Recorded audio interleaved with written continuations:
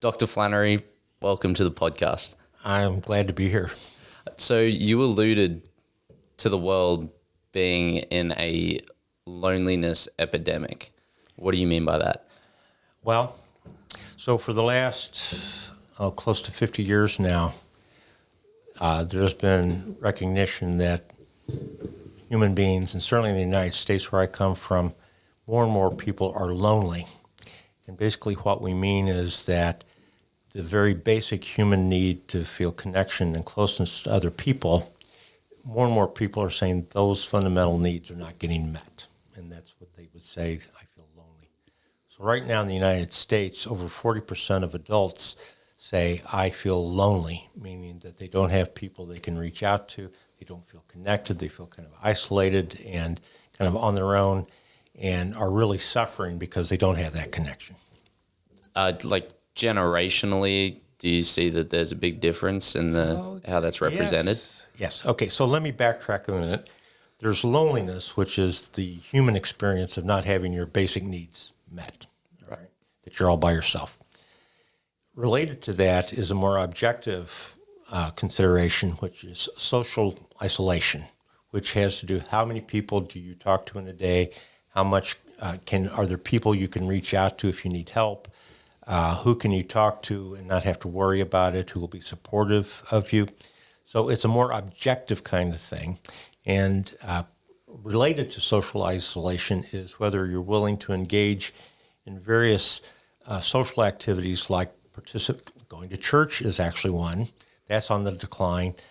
Being engaged in volunteer organizations, anything involving other people. And the lonelier you are, the less of that you do, and so you get socially isolated. Social isolation and loneliness overlap. If you're socially isolated, you're likely to experience loneliness, but loneliness has to do with how you feel about your needs getting met. And it turns out that some of the most socially isolated people are seniors, and but they are not the most lonely. So young people, teenagers, young adults, are the most connected, partly due to their devices. Okay, there are more people, they talk to more people, they interact with them, but they're actually more lonely than the seniors are. Really? Yes, indeed. All right. So, and okay, here's another thing about loneliness. You can actually feel very lonely, but not recognize that you're lonely. Okay, so you might not recognize that you're not getting the connection that you need, and your perceptions about things get skewed, and so you would not, unless someone bothered to ask and perhaps give you a definition, you might not recognize that you actually are lonely. So just on that, are these people coming and self-diagnosing? The 40% that you talk about, which if it's 40% positively saying they're lonely, you can imagine that number is probably actually significantly higher of people that are sort of in that. Okay, I'm sorry. It could be higher. Yeah. All right, but if you're a serious social scientist, you would go and ask these questions. And so that is based on people actually getting a representative sample of people and asking them about this, okay, and giving them a definition. So it's more accurate about that, but no one comes, okay, let me rephrase this. Okay, so people who are lonely have some serious psychological difficulties oftentimes that stem from that. They're anxious, they're depressed, they don't have satisfying relationships. There's a lot of things that they would be very unhappy about, but they wouldn't necessarily recognize that it's a consequence of loneliness. So you might ask them and they would not say, oh, I'm lonely. And they certainly don't come to me saying, I'm lonely, so that's why I'm coming in. They'll say, I'm anxious, I'm depressed, I don't have friendships, I can't get any girl to marry me. Okay, and it might stem back to the fact that they are lonely and don't have the skills to be able to reach out and connect to people. Right. So, and when you're having a conversation with someone that's struggling with loneliness, what are common symptoms that people don't often recognize in their own personal lives? Okay, let me backtrack a minute here, okay? Really, no one is coming to get help, and loneliness is not a disorder. Right, yeah. It's a human experience, and most of us have it at times. and sometimes you don't even know. So I am a clinical psychologist. I'm supposed to be self-aware. Okay, but I had a period of time where I was experiencing lonely, in part because I was working remotely for so many, during the pandemic, and I was feeling kind of vaguely at unease, dreading going to work. My mood was a little bit on the low side, not really depressed. I wasn't as productive. It's hard to get things going. It's like, what is happening? There's nothing that would really account for this until I realized how little contact I had with other people, and I was actually lonely because I wasn't connecting up with my colleagues. I wasn't getting together with our neighbors and our friends and stuff like this. And so you'll have these consequences of anxiety and depression and, discomfort and feeling things aren't quite right and all of this without realizing that it stems from being so disconnected from other people. And devices are almost filling the void of that, or are devices almost creating the void? Okay, I would say, this is my view, okay, the promise of our devices is that you're going to be more connected than ever before 24/7. That's part of the appeal. Well, first of all, we're not designed to be connected like that 24/7. But the nature of the connection actually adulterates authentic connection to other people. It's kind of like a watered down version of things. So if you send out a text or an email, I wasn't going to say podcast, but if you send out that's fine. if you send out something like this, you may be sending it out to dozens of people, hundreds of people, but the feedback, the response to it is going to come in at different times from different people, and it's unpredictable. It's not like a conversation like we are having. Yeah. Okay? I say something, you listen carefully, I think, and then you say something in response to that, and I consider what you're saying and try to frame something back to you. It's occurring in actual time. We call that synchronous communication. All right, and that's actually what conversation generally is. What I was describing with emails and texts and things like that is asynchronous communication. Okay, in other words, it's not connected in time. So you say something, you text something, and you send it out into the ether, and at some point in the future, it might come back to you, but who knows what it is or where it's coming from or what was put into the response back to you. So it's not really a conversation. It's kind of a watered-down version of that. And it turns out that engaging with people in actual time, the synchronous communication, you feel better, you feel connected. There are a lot of positives associated with that. But if you're trying to communicate asynchronously, like the emails and the texts and all this kind of stuff, you actually start to feel worse. And you can kind of scroll through things trying to get more, search more information, search through all kinds of things. And actually, we have a term for it. I don't know if you use it here, but it's called doom scrolling. Guilty. Okay, it's a familiar term, right? And you can get started on this, go down rabbit hole after rabbit hole, and you look up and you spend an hour and a half feeling way worse without really gaining very much, and certainly not feeling more connected. You essentially, in an article that you've written, describe how digital tech conditions the brain for shallow reading versus deep engagement, scanning just the first few lines before scrolling. Yeah, you hit one of my pet peeves here. Go on. Okay, I am a compulsive reader. I do have a condition called obsessive reading disorder. Lucky you. Maybe. So the hallmarks of this are that if you leave home, you have to take a backup book with you in case you finish that one.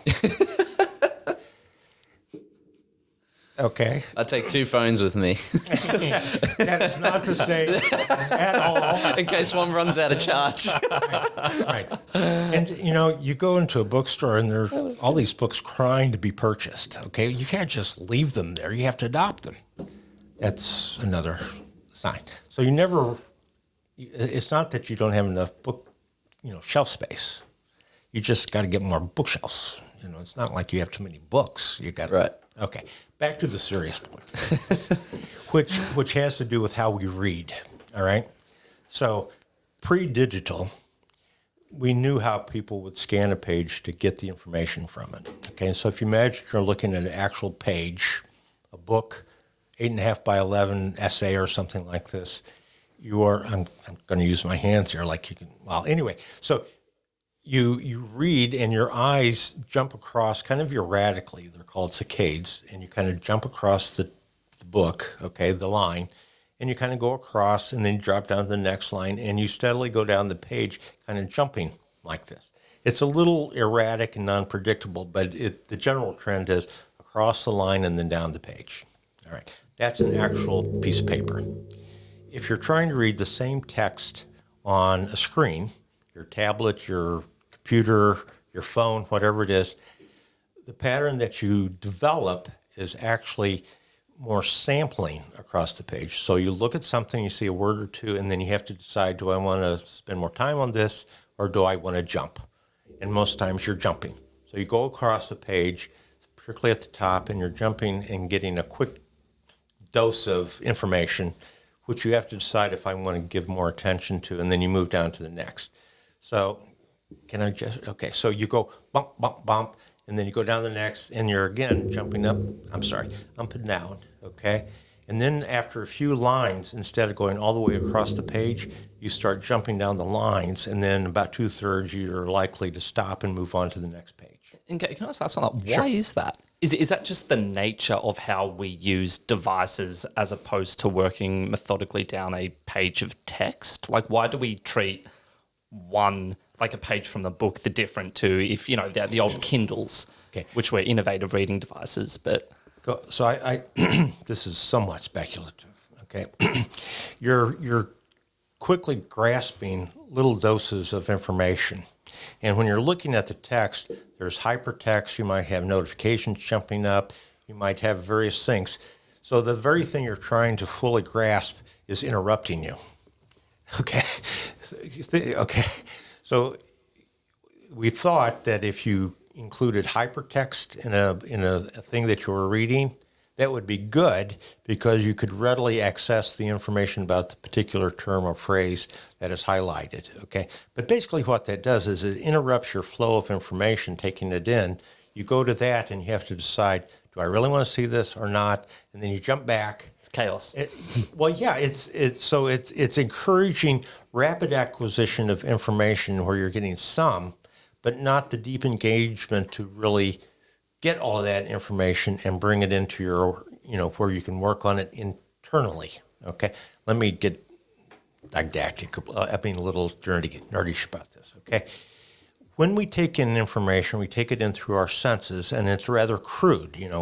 It's this color, it's this sound, those are little pieces of information that come into us through our senses. To get it into your brain in the long-term memory where you can really use it and connect it to other things that you know takes a lot of processing. It's slow. So you take in your senses, and then if you want to process this information, you have to put it in short-term memory for a while. And you process there and decide if you want to move it on to long-term memory. All right, but if you don't pay attention to it right away, you lose the information. It quickly fades. But there's always more coming. There's always more coming. So if you want to get information that's important to you and you want to get it into your brain where you have these organized, coordinated things of thoughts and feelings and action urges and memories and your emotions and all of this kind of stuff, you have to do a lot of processing, and that takes time. And so slowing down the input of information allows you to do that processing until you get into long-term memory. Why do you want to get it in long-term memory? Well, because your higher order faculties, how you analyze things, how you weigh the pros and cons, things like wisdom and prudence and good judgment and empathy, all right, and wisdom, okay, yes, we can do this, but should I do this? Okay, you have to get it into your long-term memory to be able to make things like that. If what you're doing is jumping across, you just get reinforced for jumping and getting little pieces of information, and it doesn't lend itself to really deeply analyzing the information and relating it to other things that you know already. Right. So what you're saying is when, for example, I'm doom scrolling. Yes. And I could be following or subscribing to the most, very reputable sources of information. The mere fact that I'm getting randomized, the variety of different topics, as truthful and useful the information could be, the fact that it's kind of coming in from all different angles at such a quick rate is almost counterproductive to the reason why I started doom scrolling in the first place, where I went into the session to get as knowledgeable as possible and ended up leaving with less than not leaving with less, but it sounds like an innately chaotic exercise when you're needing to focus. Yes. Okay. So psychologists will investigate just about anything. And so they looked at how much you comprehend from a text that you have actually on a page compared to a digital version of it. The digital version, you only absorb about 60% of what you get from actually reading it on a piece of paper. Really? Yes. So digital being like Looking reading at a screen. digital? What you're doing now, Joe. Right. Okay.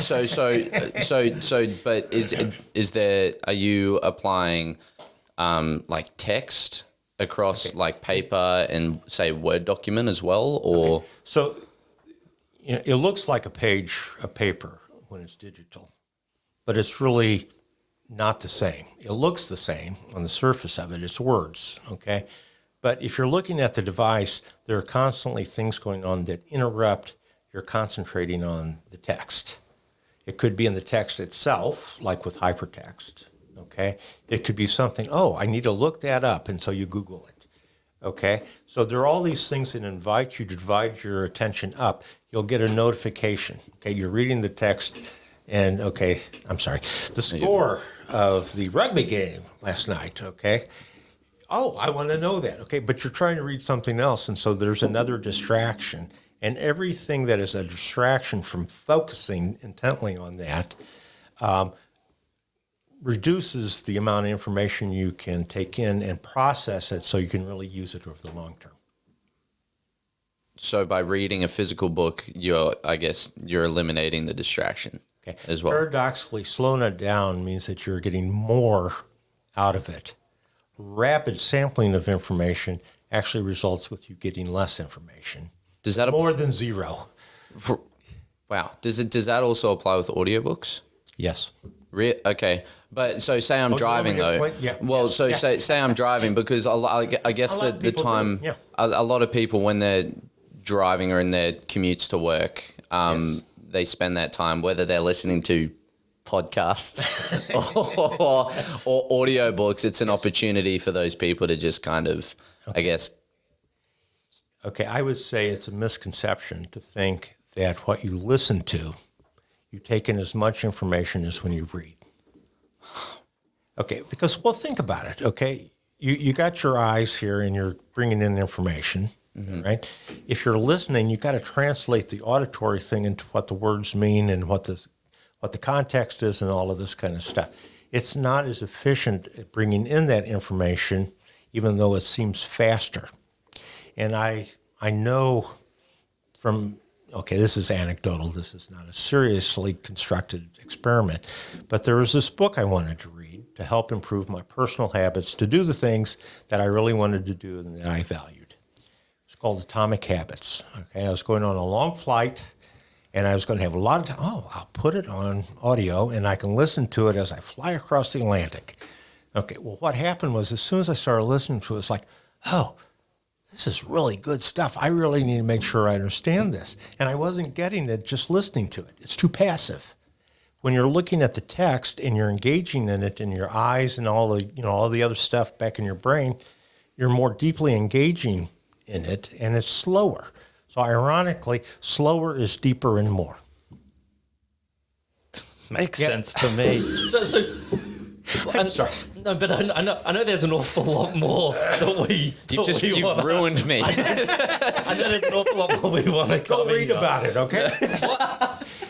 So bearing in mind where we are, so we're in the age of the digital, the age of devices, the age of audiobooks. Is there a way to sort of mitigate the lack of retention that we've got because we're utilizing all these mediums, or are you advocating for go back to books? Like, how do we navigate this landscape? Okay, I'll try to be balanced, but it's going to be difficult on this topic. Go for it. Okay. Let us have it. So there are some things where kind of quickly doing it, like responding to emails or texts or something like this, or you just need to acknowledge someone sent you something. Okay. Quick is probably okay. That's good. Okay. If you just are trying to check the weather, or the scores of games or something like that, quick sampling is probably fine. All right. But if there's something you really want to do that has high value for getting into it and mastering the material and then putting it together. So like, let's say, just coincidentally, you want to write an article. All right. You need to take in a lot of information and pull it together and make sense of it and put your own perspective on it to then put it into words so you can put it on the paper and people will like what you have to say. That's high value, hard work, takes time. All right. So if you're trying to do this and you're looking at the text and you're engaging with it as fully as you can without distraction, you can get there, but it's hard work and you got to learn to tolerate boredom. On the contrast is you can take these samples and it seems like you're really acquiring something. It's kind of like, fun facts at the back of the newspaper or something like that. It's interesting. It can be, but it's really not deep engagement to where you can produce a high value result. Okay. So what I'm saying is think about what is the most valuable use of your time, not just what is worthwhile or maybe would be okay or it's good or whatever, but what is the thing that is really the most important to you and you want the time to do it fully and to its full measure. Okay.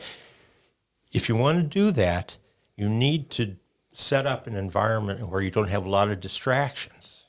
If you bring your phone with you, you've already lost the battle. If you find a place, don't want to go monastic on you, but not a lot of externals, not a lot of things that would tempt you to look at and interrupt. Okay, we're interrupting ourselves all the time, and our phones make it very easy to interrupt. The kind of deep engagement that I'm talking about can't happen if you have too many interruptions. And the more the interruptions, the harder you're not really going to get where you want to go. So scheduling some time specifically for the things that are very valuable. Now, I don't know how you work, and please don't tell me. But, if you're preparing for something like this and you want to get some good information into your brain where you can use it and carry on while we're conversing, you might need to do it when there are no distractions, you don't have your phone, you don't have all these things that might interrupt that process. But once it's in there, and you can access it. And so it's doing those things, but humans are limited in how long they can do that. If you really train yourself, you might get up to maybe 6 hours a day. That's kind of the max for this kind of thing. Me, I have lower ambitions, and so I want to get a couple hours of that kind of thing.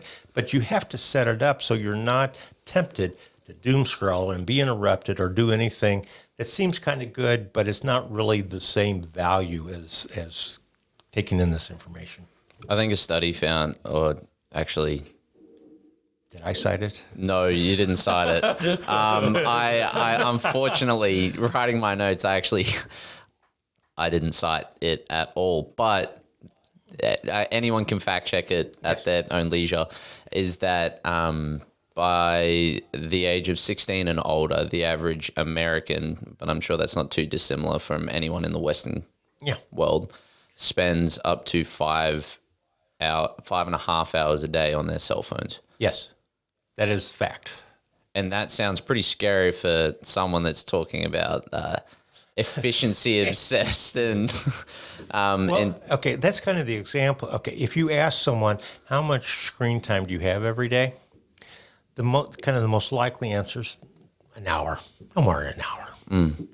Well, our phones do track how much FaceTime we do with them, so you can check to see if you're only spending an hour, and what it will show is it's more like 5 or 4 or 5, perhaps even longer.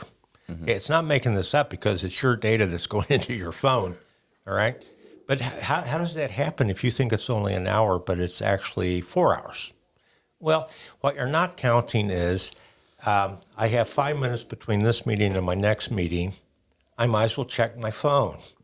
Right. So you have 5 minutes, but the 5 minutes is often 10 or 15 and you're just not registering it. But then you go back and do something, and now it's lunchtime. Okay, I'm going to eat my lunch. Oh, I'm going to check.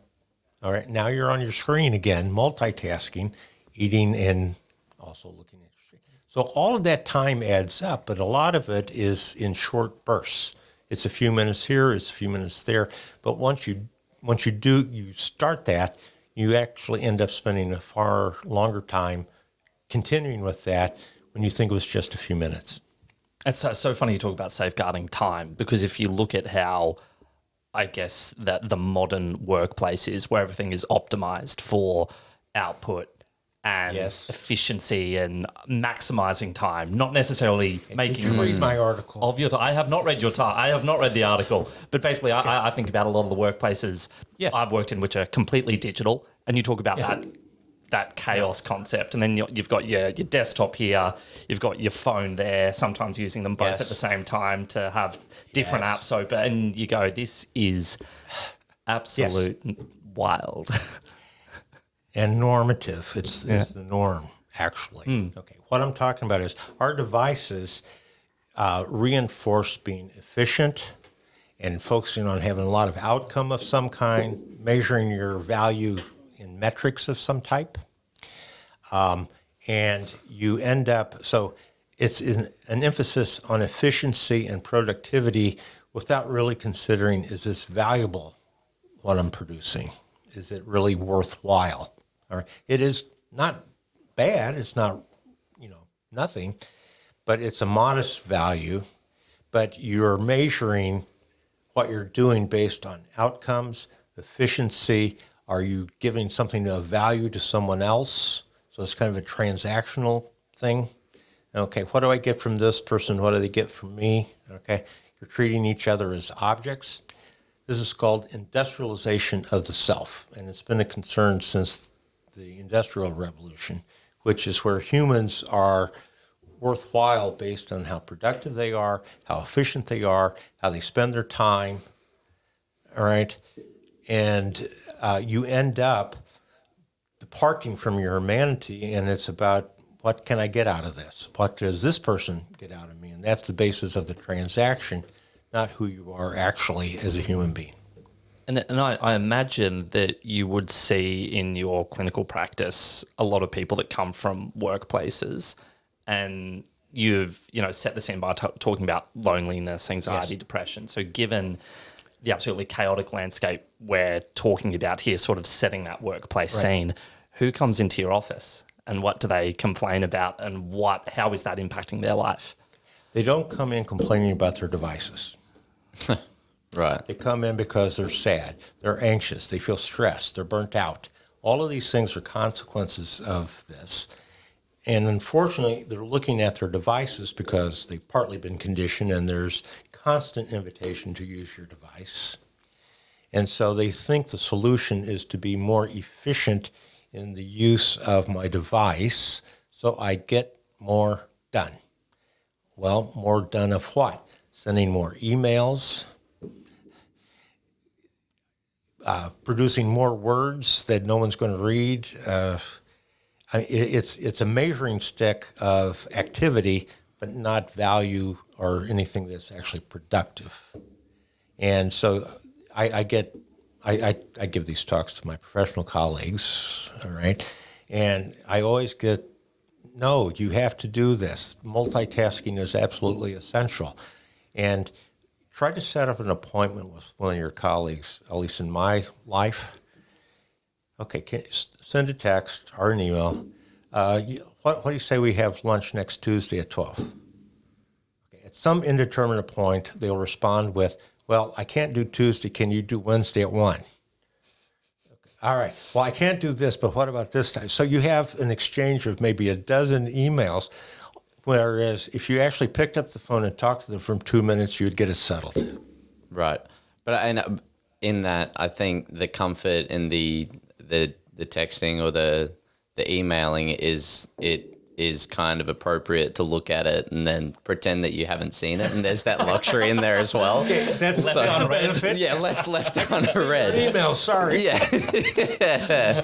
What the heck? That was in spam? Yeah. Well, so the other thing is that so often my colleagues, they come into the office and the first thing they do is check their email. How long does it take you to do all of that? The first brush with it in the morning? 15 minutes? Depends.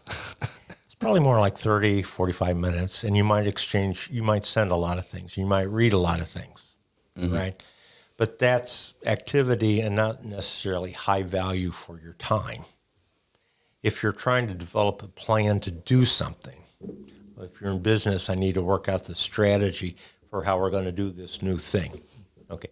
Exchanging emails about setting up lunch are not going to help you with that project. But really engaging without the distractions to produce a good plan is very valuable, but it takes time and you have to kind of get in a place where you can really do it and concentrate for longer periods of time. What's the last thing people do? No, here, we'll go through the whole day here. You ask, now I'm going to bore you. Okay. We've got to take the time. Well, actually, what most people do is they use their phones as an alarm clock. So they start their day on their device. Yes. Yep. Yes. Okay. Yes. You start looking through And all I that stuff. snooze it, and so it interrupts me again 30 minutes later. Interrupts me again. But if you set it up as Different rooms. okay, how can you keep from checking on all the things that are of some interest, some value to you? Okay, once you're already on the device. All right, so it's hard to put it aside. Once you pick it up, it's there, and anyone who sees you with it knows not to talk to you. All right, so you get into your work and you start doing it. Now it's lunchtime. What do many people do? They pull out their lunch, or they go to lunch somewhere, and they pull out their phone and are scrolling through it while they're eating their lunch. I am being efficient. I am doing all this stuff and only, for this 30 minutes while I eat my lunch. All right, well, okay, that's activity, all right, but what is the value of what you're actually doing? You go through your day, you're finished, now you're getting ready to go home. All right, work ends at 5:30. What do you do at 5:25? You start checking your emails and seeing if you need to respond to them. And so it's 6 or 6:15 before you're done with that, and now you're going home. You go home, you spend some time, we hope, with your wife, your family, doing something human, and it's 9:30. Oh, I forgot to send this email to so-and-so. Let me do this right now. So you get back on your laptop, you start responding to this, and then you see another thing, and you've probably spent another 30 minutes working. So your workday starts as soon as you pick up your phone. It doesn't actually stop until you finally put it aside, set the alarm so it'll start your day working the next day. And then all over again. Yes. So it's in that you say that this seems to be happening though at obviously increasingly like younger Yes. ages. Yes. It's funny because I'm a tennis coach, and You have to tell them to put down their phone while they're working on their forehand? yeah, they have to at least in their pocket. No. But Yes. there was an incident where I was starting the session and there was one kid who was on level 60 of some game. I'm talking like six-year-olds, and he got his phone back after school. And no joke, my whole class was around him playing that 60th level of that game. And I could not, for the life of me, drag them over or even tempt them or convince them that tennis was more exciting than whatever was happening on that phone. Obviously, his parents got involved, and then I was able to get the kids away. Right. But I imagine, and it would be interesting to get your take on this, how almost the supernormal stimulus of technology and the devices offer, and the color of things, the dopamine release, the Yes. rapid, the best of the best information at your fingertips, knowing that it's readily accessible when and whenever.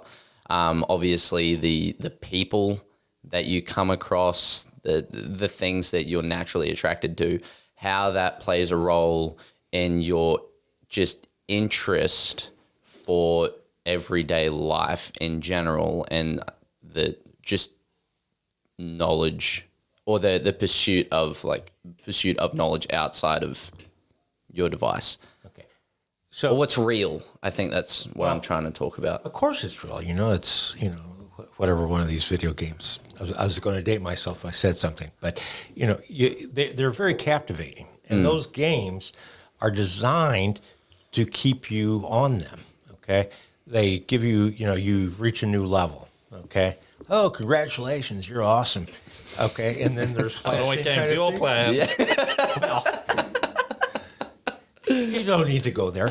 Okay, so you get the point. All right, but you get this kind of burst of, oh, you did something, congratulations. Oh, you get to play 3 more levels before you expire or whatever. That's not right, is it? But before you die of the game. All right, so it's set up to intermittently reinforce you with a little bit, and you get this little burst of enjoyment, okay, some little thing, all right? But it's not much, and you want more, and it's unpredictable. And so that pattern conditions you to keep doing it, all right? Psychologists have looked into this. The way to really get someone captured by something is make the intervals highly variable, a quick burst of something, and not predictable about when you're going to get the next reward for your stuff, okay? So if you're trying to break out of that pattern, this is how addictions get going, okay? You're trying to stop this.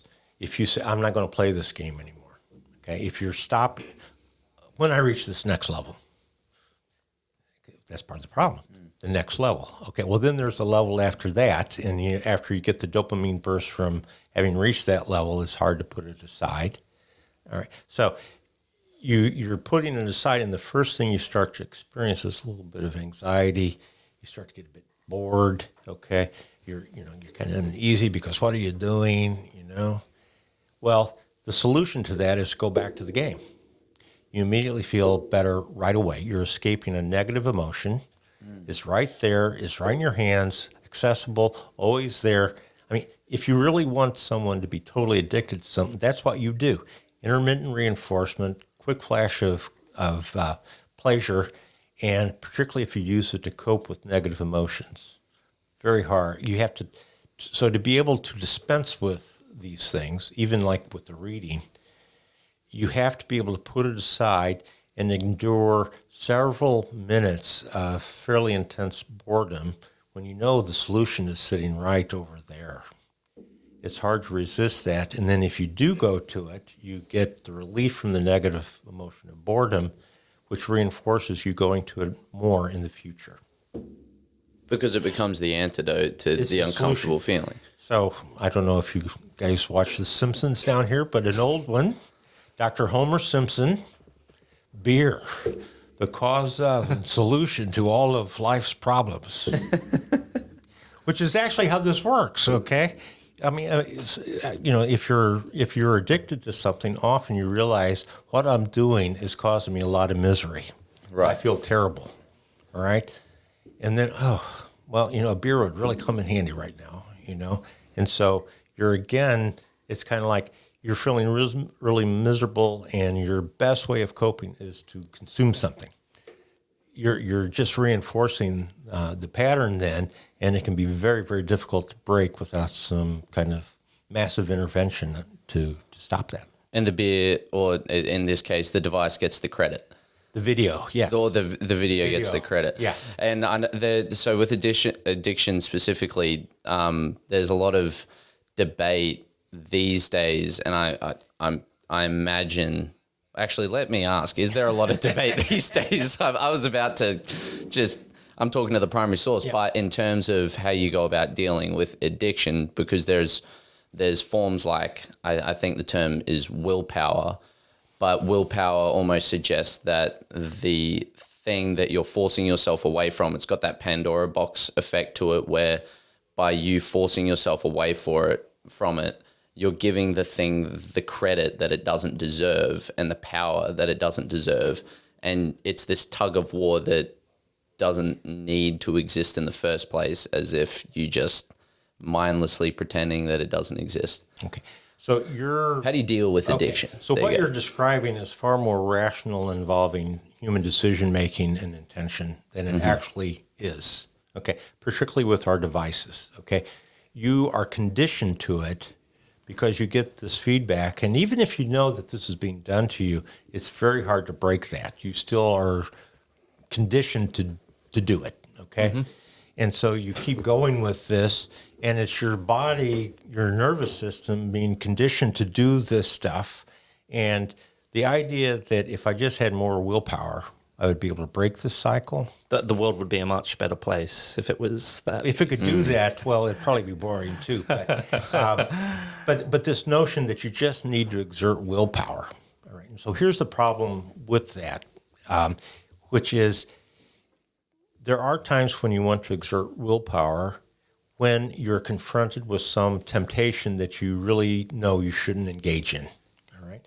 And you can do that. You can to exert willpower over this. You might be in the presence of something that's very tempting, and you have to inhibit your urge to go for it. You can do that, but it takes a lot of effort, it takes a lot of energy, and you can only do it for a fairly short period of time. So if you do this and then the temptation goes away, you're not there anymore, or it's removed or something like this, that is a good time to exert your willpower. But what you would really be better off is recondition yourself so it isn't such a temptation and you're kind of deciding other things rather than trying to inhibit a very attractive source for your urge to do something, all right? So what I'm saying is you get conditioned to it, and willpower is a short-term way of trying to interrupt it, but you need to recondition yourself and remove the cues from your environment that invite you to do it. Okay, so in alcoholism, okay, you need to not act on the urge to drink, all right? You don't go into a bar to practice inhibiting your desire. Yeah. Okay, you got too many cues, the environment is there, you might have associations with it. Willpower is not going to do the job. So willpower is a tool, but essentially you're trying to construct your life and to engage in habits that take you down a different path away from the harmful behavior. So on a practical note, I know that in today's day and age with, obviously devices being a big problem, but another statistic, which is, at next level to that, is that on devices, I think it's something like, and this was, I can't source this, not from a reputable place, but a Common Sense Media, which we've all heard of. So they're definitely more reputable, but it gives us an idea that I think Common Sense Media said that 64% of teenagers have witnessed some sort of explicit material before the age of 12, whether that is seeing someone die in a brutal manner over social media, exposed to that, or obviously pornography. How that being an increasingly more prominent issue in today's world with stuff like that readily accessible, how do you navigate that world on a more practical note? Because it's almost like devices have the things are operating in such a way that it's almost like you can't not have a smart device. Otherwise, you'll be a drag to people around you. Yeah, you'll be a loser, You'll be a loser, right? Yeah, true. So I'm not I'm not necessarily saying that there are things like dumb phones and stuff like that, but devices allow you to. Well, maybe you don't need them. Okay, hold on, go on. Okay, so before our devices, all right, one of the ways, what we understood is the more you're exposed to some of these things, the use of the substance, whatever, the earlier you're exposed to it, and you get into a repetitive pattern of using it, the trajectory of that after that progresses into other things and becomes more and more serious and harder to stop. Okay, so concretely, pre-devices. The if you could delay people drinking alcohol until later in life rather than at 12, 13, 14 years of age, the trajectory, if you're first drinking at all at 12, is going to be far more severe and harder to resist when you're 25 than if you take your first drink when you're 20. Is it? That's. I mean, I'm not questioning that. That just surprises me because I would have thought like the European approach of, introduce the kids around the dinner table when they're young so they don't flip out when they have it at 21. So is it actually Okay. If you ask a psychologist a question, the answer is always going to be sometimes, and it depends. That's what I do. Okay, so you're right. There are certain cultures in which kids are often having modest amounts of something like this under carefully supervised circumstances. Okay, Yes, that is true. All right. Now, that's monitored. It's infrequent. It's not large amounts, and you're really not. It's unlikely that you're doing it to have the intoxicating effect, for example. All right. If what I was describing was something more where there isn't that culture of that kind of use, and when you are doing it, it's for the purpose of getting that effect. And the sooner you're starting to do that, you're already starting to condition yourself with the different kinds of cues. Your nervous system is getting trained in that way, and the earlier it gets started, it really sets that pattern in your nervous system, and it can then lead on to other kinds of things. So, if you substance abuse and pornography would be great examples because I guess you're rarely using those in a responsibly supervised. Yeah, you don't get incrementally in Europe introduced. If it is being supervised, you're really in a lot of trouble. I'm sorry. No, that was good. Okay, so part of what I'm trying, so there are these cultural factors that help kind of mitigate some of this, okay? But it's the culture and the strength of the culture, okay?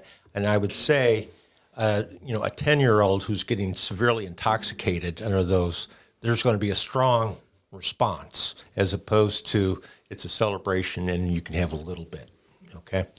Now, it has to do with access to it and how much use and what the consequences of it are, all right? There's a lot of factors that go into it. And the thing is, if it's something, what I'm trying to get to is that our devices, because they are everywhere all the time, you can't do anything without them. You don't have a respite from it, okay? Think about if as soon as you got up in the morning, there was a glass of beer for you to have.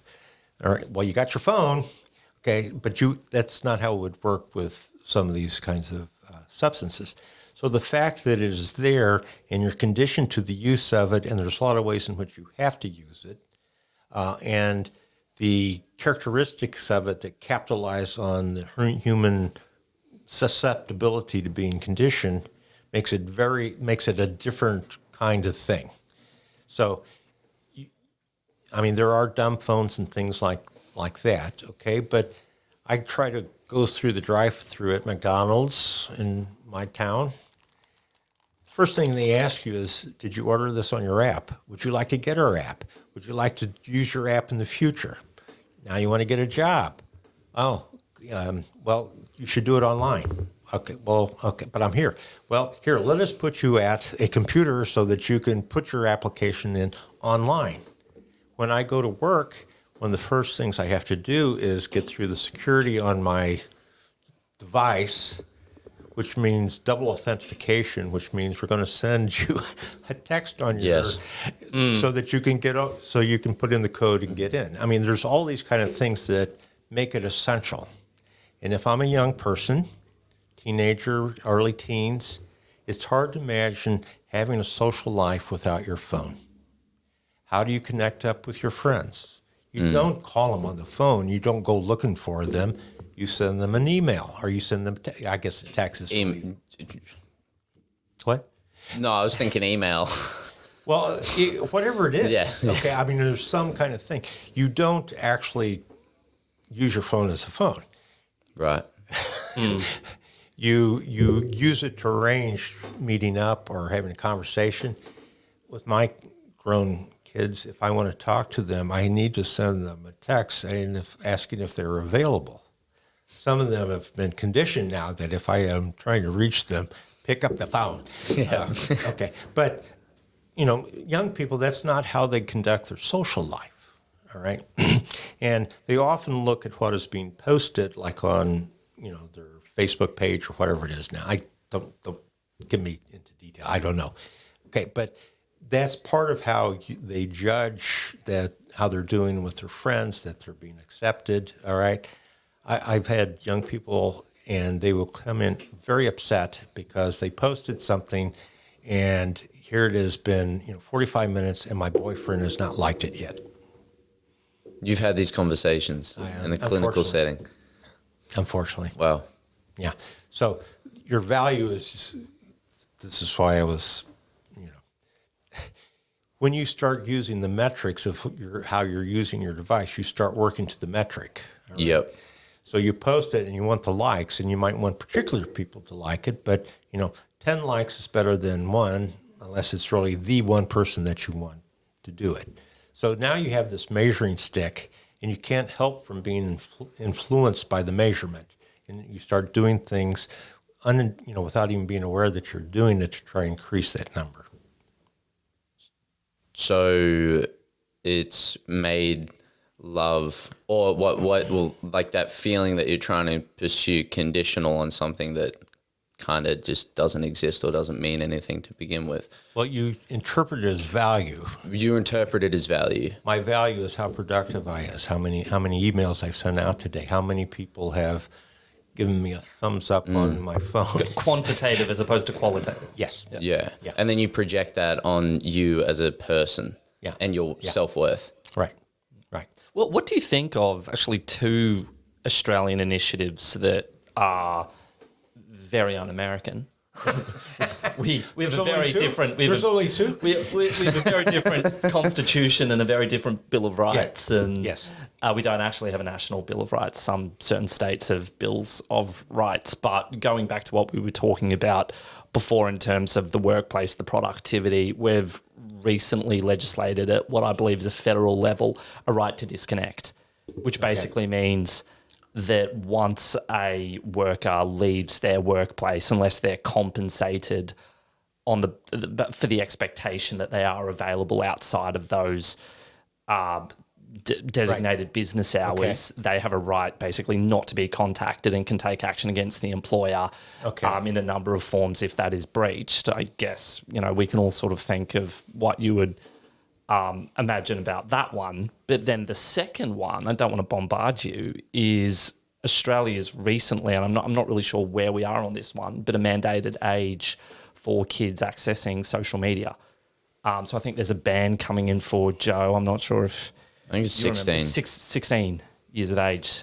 And so you won't be able to... I think it's segmented. So what they're going to basically regulate will be quite specific. But there is going to be social media regulation for kids. Can you confirm that you're older than 16? I don't know. I don't know how you regulate it, and it's going to be an absolute nightmare. But in theory, you would. So I am terribly ambivalent about these kinds of things. Okay, I understand the rationale for why you might want to do some of this stuff. I mean, the evidence is pretty clear that school-age kids, I'm saying up to, let's say, 8th grade, perhaps even beyond, well, actually probably all the way through high school, that if you remove the devices from the school setting, they tend to learn more, their grades go up. There's a lot of benefits from doing this. And if you're just looking at academics, schools that have dispensed, I'm not sure, what is the word I want? They don't let you bring it to school and in the classroom. You have to actually engage without it. Their grades tend to go up. Their involvement, their connection to others seem to be improving as well. All right. Now, to mandate that across your whole state or your whole country, I'm sure there are probably some unintended consequences of that you don't want. Okay, there's got to be some different ways in which you do this. But in general, the younger grades particularly say, no, you can't bring these devices here. We're here to learn, and this is the best way to acquire the information. There's evidence that shows that work. But I get very nervous personally when you're going to dictate something from the top down without much latitude about how it gets applied or the circumstances and stuff like this. And so often these things, you can see where they came from, but they often cause consequences that you didn't anticipate, which in some ways could be even worse. I mean, the U.S. tried this thing about prohibiting alcohol. Okay. Yeah. Okay, it did reduce consumption of alcohol. It also created a black market for alcohol. Yep. And it really provide fertile ground for crime families. And so I guess that's the obvious obstacle to something like this working. Like there's a lot of practical elements that will have to be addressed. But in theory, if you could hypothetically, you're talking about, the older, a malleable mind comes into contact with something that does have an addictive tendency, that is in theory a good thing. So fortunately, my children are grown up now, and they have these problems to deal with, okay? I'm glad that they, and not me, okay?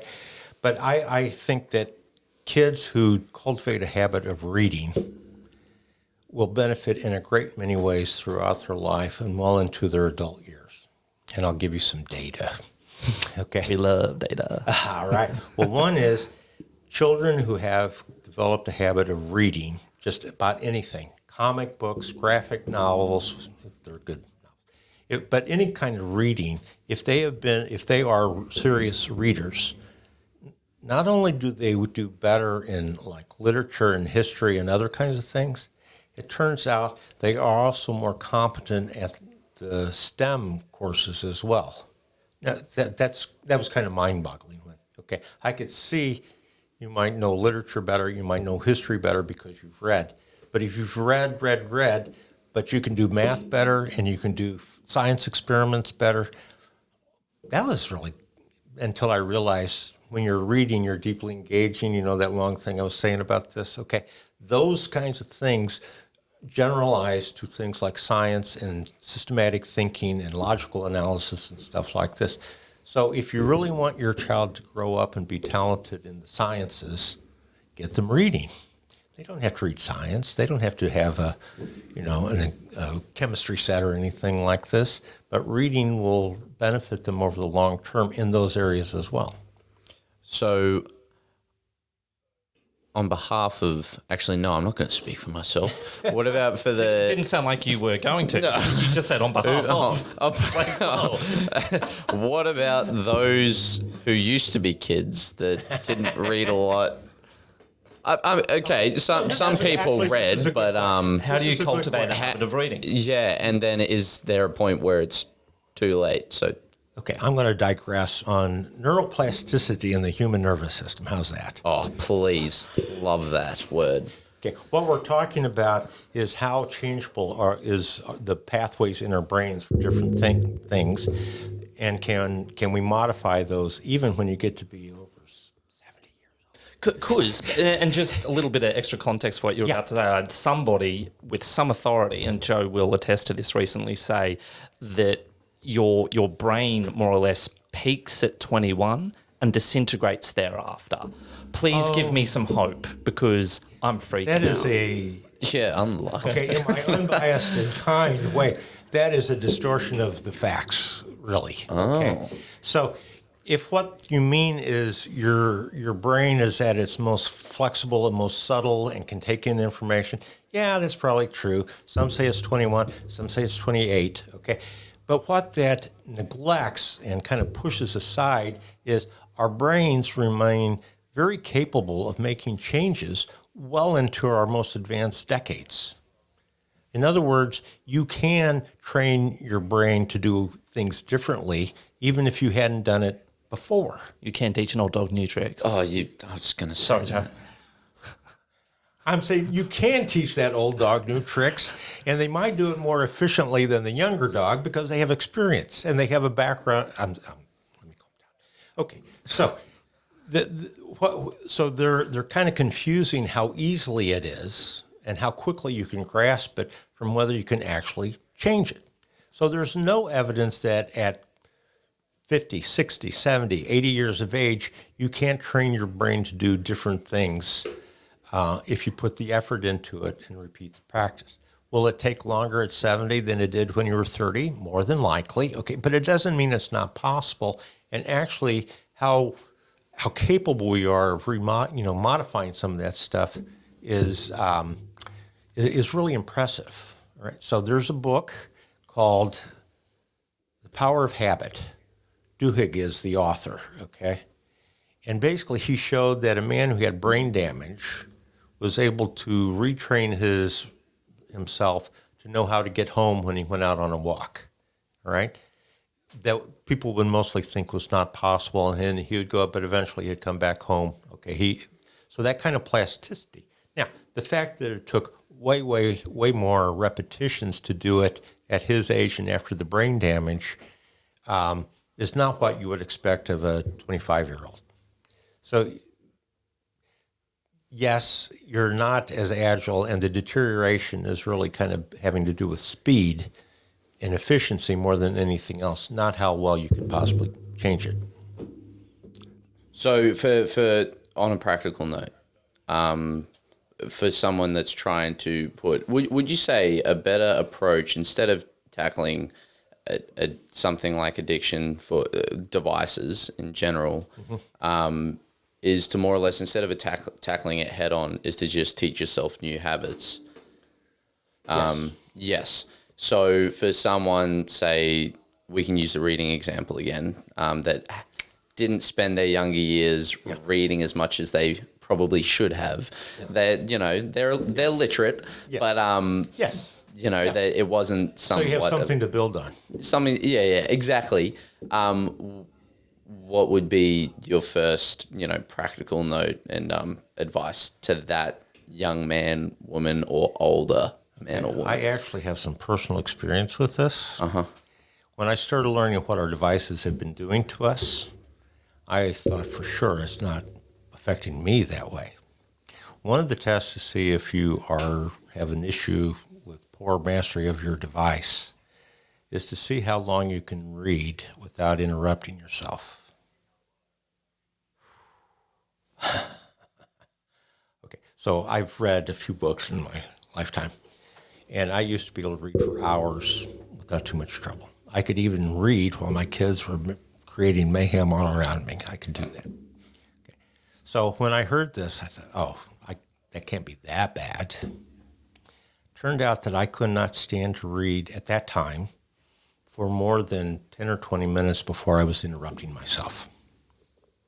I was interrupting myself. I'm reading the book. Oh, Cardinals are playing. What's the score? Okay. It looks like rain's okay. I mean, there's always something that would capture your attention. And so this was devastating to me. You have lost so much that you can only read for 20 minutes? So I've tried to cultivate that habit again, but it won't get me in. I don't get anywhere unless I get rid of all of that kind of stuff and am going to, for example, a book to read rather than having my device with me. I have to isolate myself from it to do that thing. And so the problem with some of these things about, things you can put on your phone, get a dumb phone, stuff like that, your focus is still on your device. And you're trying to inhibit doing something that's related to the device. And so I think a better alternative, because humans being the way they are, they're better at doing one thing, rather than another, not just simply not doing something. So if someone is doing something and you're trying to get them to stop doing it, telling them not to do it and doing things to condition them to not do it isn't really going to be very effective. If you can say, okay, instead of this, do this. And so there's a positive thing that you can do as an alternative to that, and that's more likely to be successful. And hopefully you're retraining your brain, circuits to go to this instead of this other thing. So if you are someone who, have not cultivated a habit of reading and you see the merits of it, you can train yourself to read more for a longer period of time.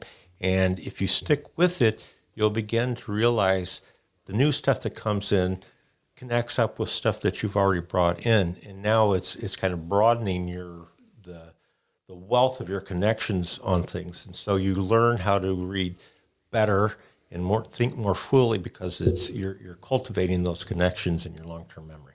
What about something you're trying to avoid, like Drugs. or pornography? Okay.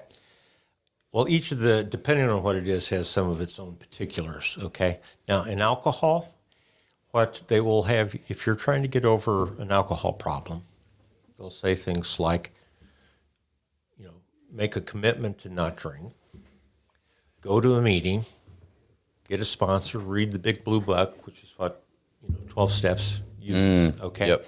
So let's say you're trying to stop, and you may start with just cold willpower. All right. You might be able to do that for a little while, but it's going to start creeping back up on you. In 12 Steps, they would say, if you're feeling the urge to drink, go to a meeting, call your sponsor, reach out to someone who goes to your group or something like this. So it's not don't drink, it's here's these alternative things to do rather when you're having that urge rather than just simply not doing it. And the pornography thing and on our device is a much more challenging kind of thing, but the principle is in some ways the same. So if you're going to have your device and it's easy accessibility, you can put filters and stuff like this that will discourage it to some degree. But most of us are clever enough to know how to get around it. You might put it on and you might turn it on, and yet there are all kinds of ways in which you can bypass it, even without getting rid of the app that you may have put on. All right. The things that seem to be effective at that kind of thing are like Covenant Eyes is one that's popular in the United States. And the essential part of it is you have this filter and you have this monitor, and it can be checked, but you don't have the password to it. Okay, in other words, someone can get to it, but not you. Mm-hmm. Okay, if you leave the key with you, you will open it. Okay, yep. So with this, it goes to someone else who will help. It's called an accountability partner. In conjunction with that, they encourage you to establish relationships with other people who are also in various stages of trying to get away from using the pornography. And I think something else that's relevant to both of those things, and I read about this in a substance abuse book, is it was basically a critique of the 12-step system in a roundabout way, but without sort of going down that path. They said that the biggest obstacle to a lot of people recovering on these things is they don't want to. So if that willpower is not there, you can do all of those things.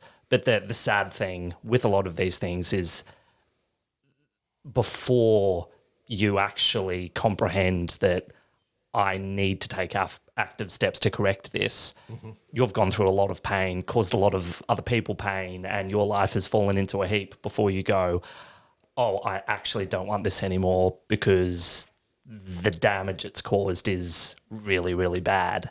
Okay. So there's a paradox here in what you're talking about, okay, which is basically you need to exert some willpower and that you really want to give it up to help carry that through. So here's where the paradox comes in. All right. People who are so committed to exerting their own control and volitional power over this, all right, have a hard time accepting their own powerlessness over the thing that they're trying to resist. So this is where 12 Steps has its benefits, which is basically admitting I don't have control over this. But I think in 12 Steps, it's my higher power or God. He can do it. And so I'm going to turn it over to him and let him do it. All right. But the problem with what you're describing, and I understand the critique here, you really have to want to do it. And there's a lot of places where you would need to make that commitment, like in a 12-step program. But if you can't accept the reality that I haven't been able to do it on my own up to now. I've tried over and over again. Maybe this isn't something I can do, but if I can put it aside and let help come to me, sometimes in the form of a higher power, but maybe your sponsor or someone else, then you might be successful. But to carry all of that out, you're basically accepting your powerlessness, and at the same time being very committed in your own control, your will to pursue that solution. And often it means letting. Okay, so let's say you're trying to keep from doing something, all right, and left to your own devices, you're probably going to do it. But if you call up, another member of your group or your sponsor and tell them what you're struggling with, you're sharing the difficulty and making yourself open to feedback that will help you stay on the path that you want to follow. What do you think about hypnosis? So that's not as much of a tangent. That's not as much of a deviation. No, but that's I haven't not seen the brief. That's not as much as a deviation as you might think, because in what's becoming It was a left turn. Yeah, it was. But hold on, we're about to at least parallel with the road we were on. Okay. What's becoming increasingly more popular, it seems, or gaining a little bit of cultural attraction on the useless podcast that I've accidentally seen from doom scrolling, is this idea of hypnotherapy, where you're engaging in this obviously extremely suggestible state and altering the way that you think about yourself and almost empowering yourself to be different. So I think it's often pushed that in that experience, what you're doing is you're not disarming, you're not arming yourself, but you're essentially re-identifying yourself. I'm not that person. Instead of saying this, I'm powerless to this thing, you're saying I'm not that person. I'm just, I don't watch pornography. I don't drink wine. That's not who I am. A way of kind of introducing that view of things into your... in the suggestible state where you're obviously extremely focused and introspective. And so first of all, hypnosis has been around a very, very long time. It was a popular parlor kind of exercise back in the 1800s, and one of the practitioners, his name was Mesmer, and so it was called mesmerism. Is that where it came from? No way. Okay, and so there are other, prior to Freud, there was a lot of this kind of interest in this, and it's continued. And so here, some people find it very useful for them. They do this, and it helps them, and they feel like that has been the big thing. There's no doubt that if you can get someone in kind of a more receptive state, that sometimes you can introduce suggestions to them, and that will help them perhaps go about things a little bit differently. And I certainly know people who would swear by that kind of thing. The empirical evidence for it, though, is not as solid as a lot of other things are. So I wouldn't want to say, if it worked for someone, great. But it might not work for everyone, and it's kind of a subtle way of trying to do this, and it's not a straight. The people who are really good at doing hypnosis, they're not doing it for a couple hundred people in a rented hall. There's much more to it, where they get to know the person and understand there's a lot more that goes into it before you put them in that suggestible state, and the person has to be willing to put themselves in that state. And some people don't like that kind of vulnerability, so it might not work very well for them. Mm-hmm. So I don't want to dismiss something that some people do find useful, even if I don't think the research is particularly strong for its benefits. Mm-hmm. That's my personal view. Right. Okay. So I'm sorry, I probably got away from the question you were actually asking me. No, you're good. You're good. Okay. I'm dead. Okay. So, there are many ways to try and get people to health and well-being. And what would not seem to make sense could make sense for someone very much. Mm-hmm. And it might not work for others. But if you try the same procedure with 1,000 people and, whatever the percentage is impressive and it's not much more than if it would happen randomly without you doing anything, that's not something I would personally put a lot of confidence in. Right. What do you think about this definition of addiction? So I think what someone will often say is that addiction is the active compulsive. It's a compulsive behavior, and compulsive kind of suggests, obviously, as we were discussing, not powerlessness or some level of an unintentional reaction. Whereas someone else said that addiction is the body has been conditioned to be the mind. Yes, I would agree. Okay, yes.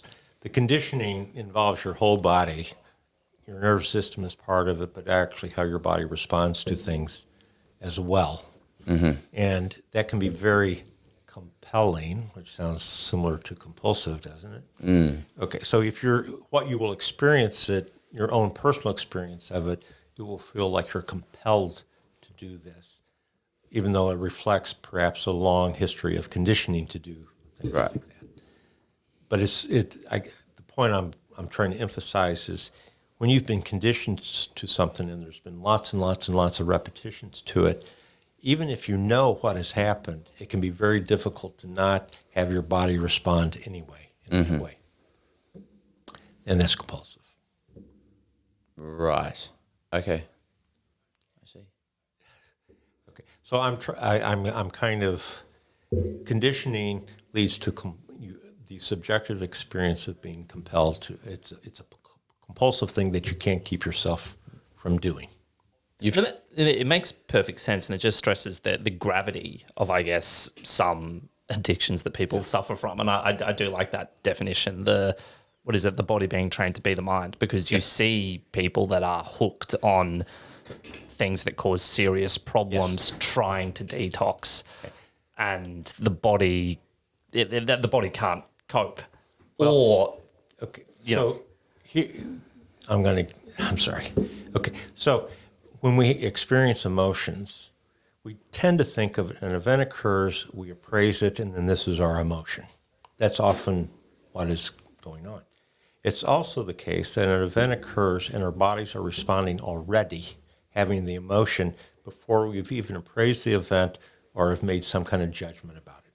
Because we are humans, and this is how our bodies work. So you are actually starting to feel the emotion many times before it is even registered in any way in your brain.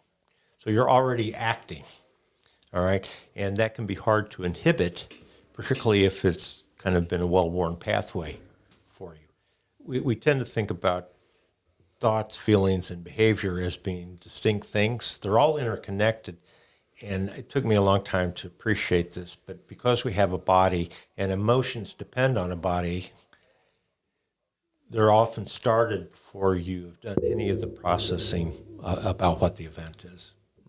Pavlov's dog, sort of. Well, okay, that's a conditioning thing, and you could condition it. Well, actually, that might work. Okay, I have to think about that one a little bit more. Okay, I hate to think about our emotions as being like a dog salivating over, with a bell, but that's probably that's what some people have. Yes, well, actually, this is okay. Now that I think about it, okay, humans are hyper empathic. Okay, in other words, we can feel what other people are feeling. We can see it. We have a sense of mind that we can understand what they're like. Now, if something happened and you stubbed your toe or something like this, and you grimaced in front of me, without even thinking about it, I would start imitating that facial expression of the hurt. And the part of my brain that has to do with experiencing pain and that you're experiencing would also light up at the same time. We can't help from doing this. This is the way humans are. Okay, so if you have a newborn infant and you start smiling at them, they will start imitating you. If they grimace because they've got colic or something like this, you will probably grimace a bit too. Okay, so different nervous systems, all right, you're not doing this deliberately, But we part of what makes us so human and connected to others is we can literally feel some of the same thing that someone else is because we understand what that's like and can see that that's what they're experiencing. So that's more than just Pavlov's dog. Right.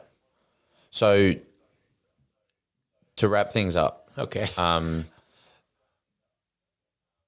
bringing it back to, I guess, how we started this whole conversation, and I think something that obviously underpins it all before we even get to the explicit material and all that stuff is someone's relationship with their device. Yes. So how can the general public improve their current state of life and their relationship with their device? Okay. My suggestion would be to acknowledge that you cannot operate as an adult for the most part without some use of devices. I mean, can we just take that as a given? It's an essential element for pretty much all that you might want to do. Yeah. So saying I'm not going to use my device anymore, I'm not going to do all of this kind of thing, probably is not really a very effective thing to do. What I would suggest is try to remind yourself of what is important as a human being for you to do. And so you can do things to limit your exposure to the device, even though you know you're going to have to use it, but to do things that enhance your own humanity. So when you get up in the morning, don't start your day off with your device. Right. Delay it. Delay it, but actually focus on something that is more valuable and more humanity enhancing, like a good cup of coffee. Okay, spending some time reflecting on things. If you like to read, do some of that kind of stuff, but not immediately go to your device thinking, oh, I'll just do it for a little while. No, you're captured at that point. Mm-hmm.